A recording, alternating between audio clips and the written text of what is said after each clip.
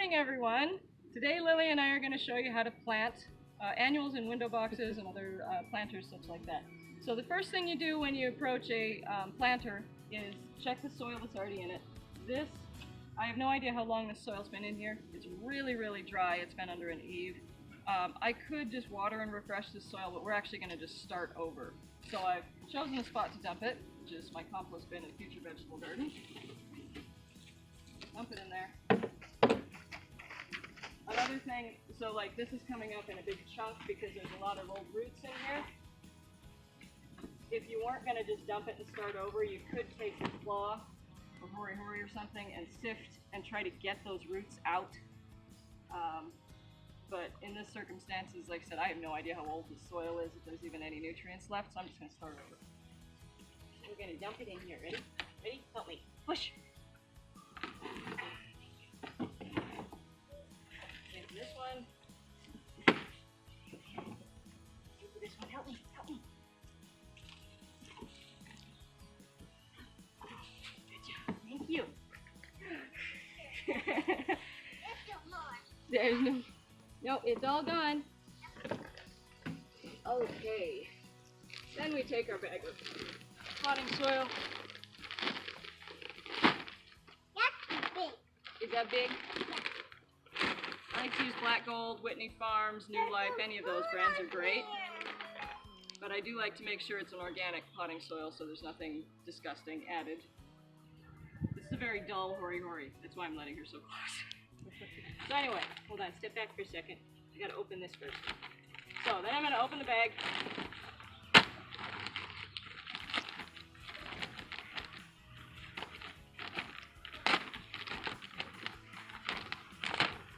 There you go. You're welcome. Okay. Then we simply add soil. We're not gonna go too high in this because we want room for the annuals, and I'll add more after the annuals are in. You're making a mess. You're making a mess. Yeah, you. I'm not making a mess. I think you are.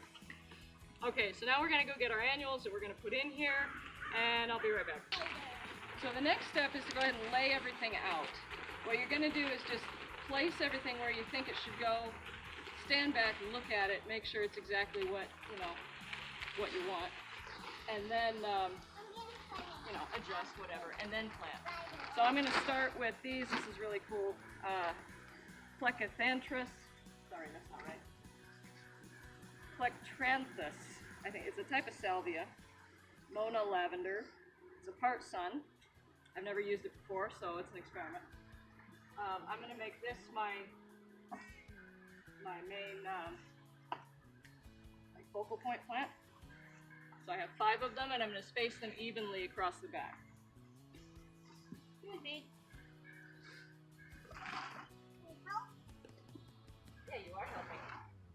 Thank you. Then I have, this is one of my personal favorites, sweet potato vine in the dark and the chartreuse. I absolutely love these. They drape over the front. They're gorgeous. So I'm going to put a bright color on the corner, and then dark, and then alternate.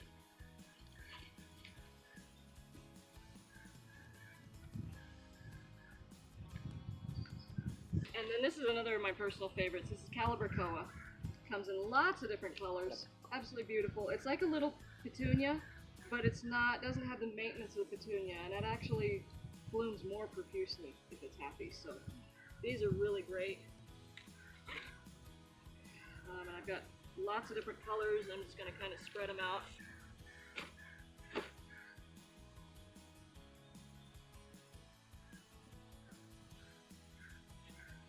And I personally like to absolutely pack my pots. And my reason for that is these are annuals. We're not going up for long-term health. It's 1 year. It's actually more like 6 months. And they're not going to, they're not going to get sick and die from not having enough space, usually. I also have Verbena.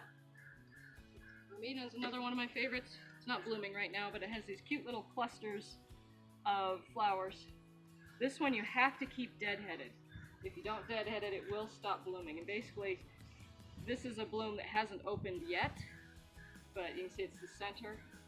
Once this has bloomed and spent, it'll look almost the same, but it'll be elongated. What you do is you just take it and you just pinch it off, and then the lateral branches, thank you very much, the lateral branches will continue to bloom, and they do the same thing. And it, yeah, but it just keeps going. These are great.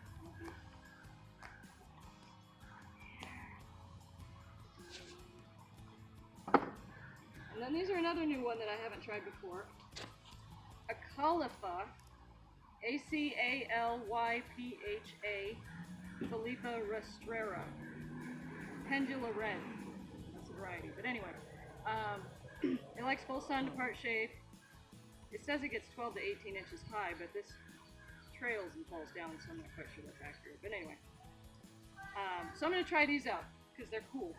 I think they look like fuzzy caterpillars.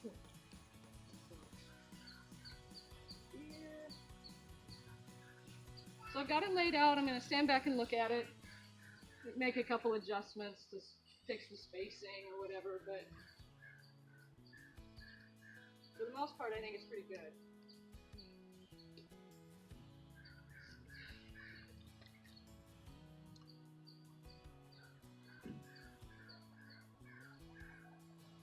And then I'm going to go ahead and plant. Now when I plant, lots of different schools of thought on this one.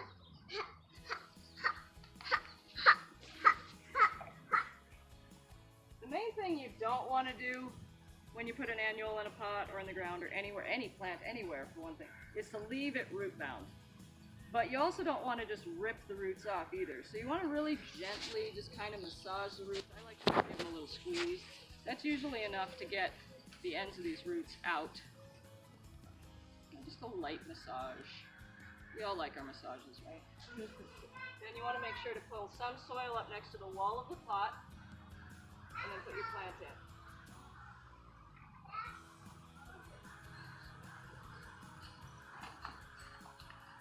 So what I'm doing here again is I pulled the soil up next to the side of the pot, and then I'm going to pull more soil up around it. And I'll add more when I'm done too. So then I'm going to plant the next one next to it, etc. It's a very common bedding plant. Almost everybody uses them because they're reliable. They've got a lot of show, you know, and very little care. You really just need to deadhead them every couple of weeks. So when you plant one, you first want to make sure there's nothing dead under here, and if there is, just take it out because this rots, causes all kinds of problems. We don't want that in our plant. Yeah, there were some spores that just flew at me. So. No botrytis. Botrytis is not good on geraniums. So then when you go to deadhead them, a lot of people just take scissors and they just cut these off. Well, what happens is these dry and they turn into like sharp sticks. Don't do that. There's a trick. Basically, you take the head that you need to take off, follow it down to the stem, and there's this little bump. Little bump right there. That piece will break, and all you have to do is pop it just like that. Then it's flush to the stem. There's nothing for the next person to stab themselves on. You can also do this for leaves that fell off, you know, any just loose stems, and it's just much safer all around. It takes a tiny bit more time than just cutting it off with scissors, but I'm going to say go ahead and spend a little bit more time for the sake of safety, and it looks better throughout the year. Otherwise you get dead sticks sticking up, and that just looks ugly.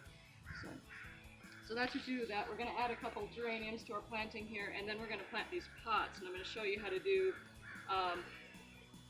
one directional plantings and then circular plantings. I'll show you the difference. Okay? Just for informational purposes, with tomatoes, when you take a tomato to plant it, you don't just put it in the ground flush.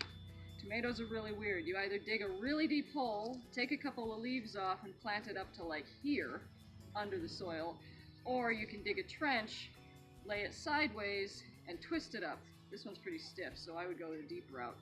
But the reason for that is because tomatoes will, almost all plants will do this, but for tomatoes it's a good thing. Most plants it's not. Tomatoes will sprout adventitious roots all the way up the stem if it's touching soil. And that helps feed the plant and get you more fruit, bigger fruit, healthy fruit, etc. So we do that with tomatoes only. Other annuals, you want to make sure that wherever the top of the soil is, here is where the top of the soil is there when you plant it. So a little bit of information. There's a couple different styles. You're either going to have one that's placed in the center of something where people are walking all around it and seeing it from all directions. If you've got a plant like that, you're probably going to put a spike or something tall. A spike is like a Dracaena, all leafy, thing that's really tall in the center, and you're going to plant around it. So you're going to have spiller all around the outside. If it's a one-directional pot where it's up against a wall or it's next to a pathway, but you're only going to see it from the one side, then the height is going to go in the back, and you're going to have the spillers and the fillers in the front. Yeah, spiller, filler, thriller, that's what it's called. So the thriller is the height and the main focal point. So like geraniums are usually the thriller, right? The spiller is the cascading stuff over the side, and the filler is stuff that you'd fill in with because the pot is bigger than all the plants are. So things like marigolds or alyssum or stuff like that to just fill the holes.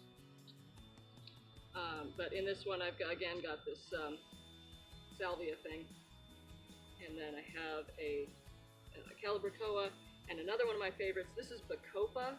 I absolutely love the new colors that they're coming out with now, purples, pinks. It used to just be white, and it was still very nice, but these are absolutely awesome. I love them. So this is how I would plant this one, something like this.